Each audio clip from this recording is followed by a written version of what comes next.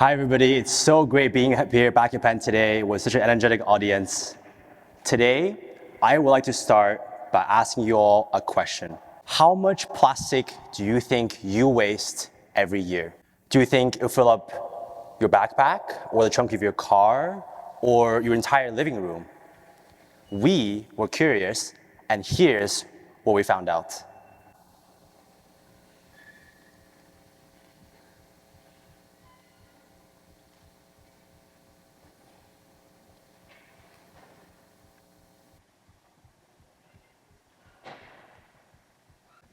That's how much plastic, 231 pounds, an average American throws away every single year, 91% of which ends up getting landfilled, burned, or flushed into the oceans. And what if I told you you could eliminate all of that with the click of a button today?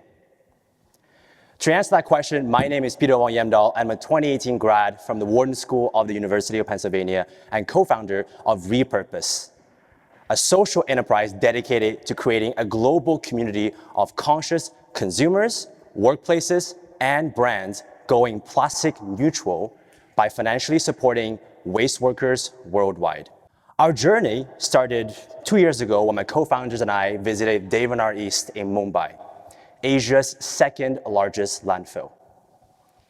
There, we saw a garbage truck enter every 2 minutes around the clock to dump waste generated in the city every day.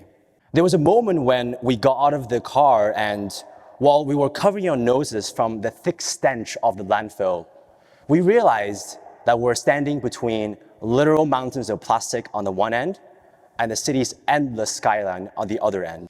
And we realized that this simply cannot go on.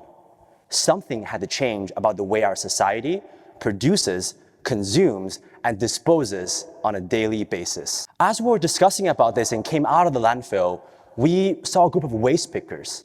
These were workers who made a meager living by scavenging for materials like plastic and metal in the landfill itself to be sold for recycling, picking up one item at a time using their bare hands. We spoke to one of them. His name was Bilal, and he had worked there since he was 7 years old. He was 27 at the time, but he had the look of a 50-year-old man who had seen everything.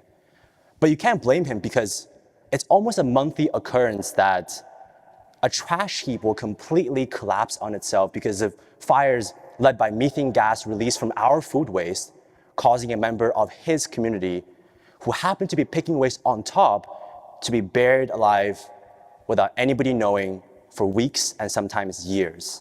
At one point, when we were having a conversation, he pointed to the big stack of plastic bottles on his back and said, "You probably threw away one of these bottles about after using it for 15 minutes, but this has been my work and my livelihood for the past 20 years.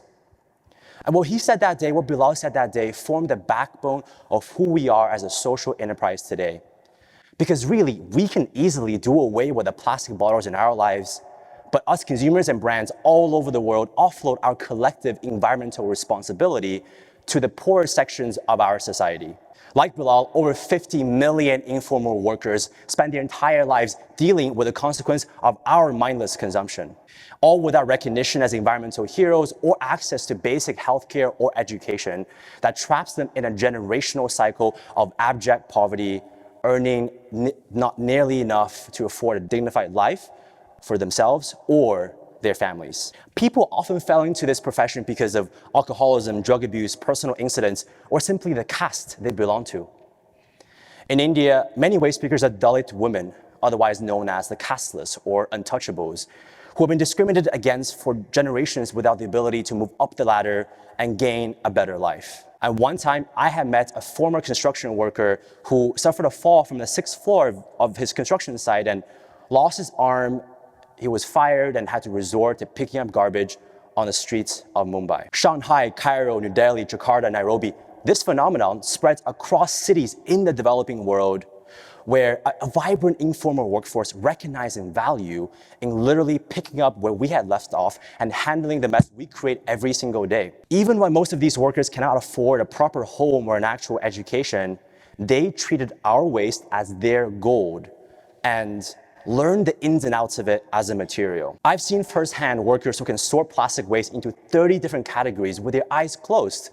And that's an incredible amount of knowledge that these workers have gained in order to better deal with the waste crisis we face today. Now, you might ask, what does this actually have to do with me sitting in Philadelphia or New York or Berlin or London? I mean, this sounds like a developing country problem, right? Now, this part is something that might surprise you.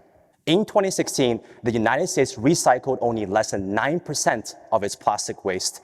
And out of that, more than half was sent to China for recycling, an equivalent amount of more than 1,900 Empire State Buildings. For more than 25 years, rich Western countries have shipped out plastic waste to poor Asian countries who can't even handle their own citizens' garbage simply because the economics of recycling our waste do not make sense here at home. Next time you throw a party in your backyard and toss away plastic cups, chances are they're being shipped across the Pacific Ocean to be dealt with by workers in their backyard. Waste is a global issue that requires a global solution. And after China, which used to taking more than 2/3 of our world's plastic waste, banned all new imports in 2017, more waste has been diverted to countries like Thailand, Malaysia, and India. We need to make a cohesive effort and build up recycling systems in cities and countries that really need them. Now, I know that many of us in our generation feels like that climate change is an issue that is too large to tackle. But plastic, at the end of the day, is used by companies because we, as consumers, have voted for affordability and convenience over sustainability. Polluting brands have recently started taking notice on the issue of single-use plastic only because of individuals like you and me who have started to demand greener products. So at the end of the day, as us consumers, we have to be the ones who initiate action. And at rePurpose, we are here to do exactly that. 2 years ago, I booked a flight and landed in India for the first time as a 19-year-old college student with a small grant from the university. And 2 years later, from the alleyways of Mumbai and bumpy country roads outside Bangalore to corporate headquarters in London and Airbnb basements in San Francisco, we traverse across the world to really find and search for solutions that could reduce waste and empower workers at the same time. And here at TEDxPenn today, I am proud to announce the launch of rePurpose, our flagship web platform that enables conscious individuals like you and workplaces to take climate change action into our own hands and go plastic neutral. It's simple. First, you can measure your plastic consumption using our 3-minute interactive calculator at repurpose.global. In order to first take action on an issue, we have to understand our contribution to it. Second, for about the price of a coffee a month, you can actually rebalance your plastic footprint.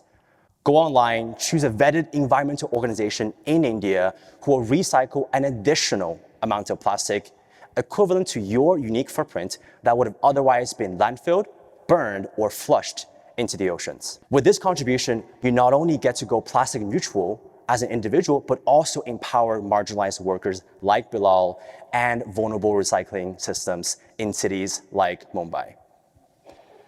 And finally, as a rebalancer, you can take action every day through conscious living tips and tricks curated by us using your unique footprint to help you reduce your impact on our planet and join a global community of consumers driven to vote with our dollars and live thoughtfully and rebalance our environment. And finally, for too long, climate change has been an issue that has been kicked around like a football between governments and businesses and governments and businesses. Enough of that. Our actions as consumers matter. And at rePurpose, we are here to recreate our world's resource economy into one where responsibility is ethically shared among manufacturers, consumers, and recyclers alike.